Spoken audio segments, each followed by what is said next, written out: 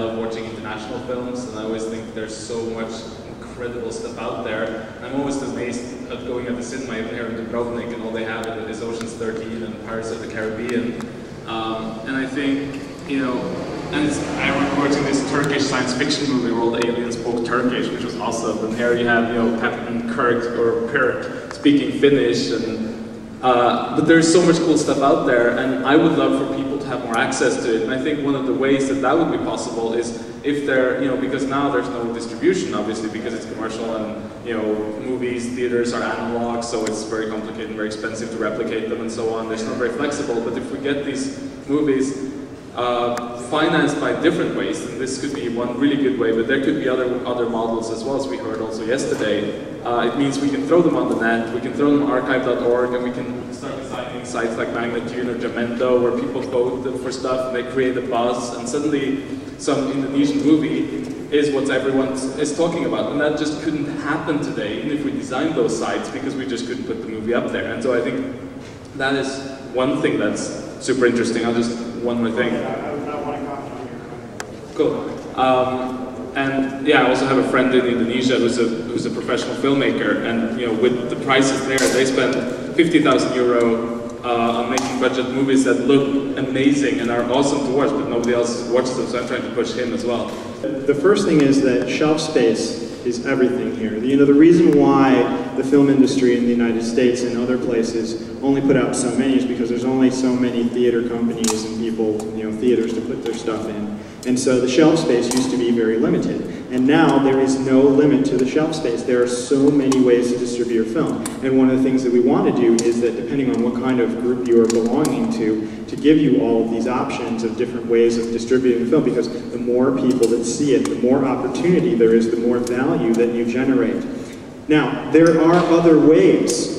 You know, you can go the traditional route. You can spend $100 million on your marketing and all these other kinds of things, but just not everybody's going to be able to do that. So we're offering this as an alternative. Yes, you give up on a lot of different stuff, and it's admitted, but it's a different risk. You know, whereas you're saving yourself for one sort of side, on the other side you could be gaining either way. So it's always a choice by the producer. That actually paid us music, so there's probably 10,000 other films that were commercial. Of those 10,000 films, only 2 4 years were put up for distribution. 998 were destroyed immediately and never shown because of the rights situation. They don't know what to do with them. That's a huge human tragedy. What doesn't exist now is a different channel, a different way of getting the films out.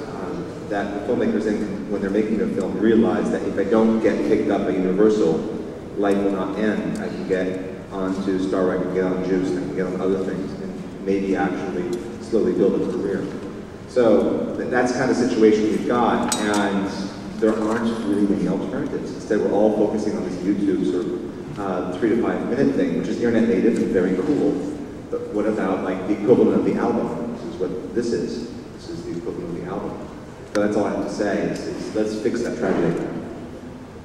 You know, if we can, in going back to this, we are really trying to, with distribution and all these other different types of things, again, it really ends up being community for us. This particular group is about doing film in a community fashion. And that's the power behind what Star Wreck Studios is going to try to provide to people, is creating that community.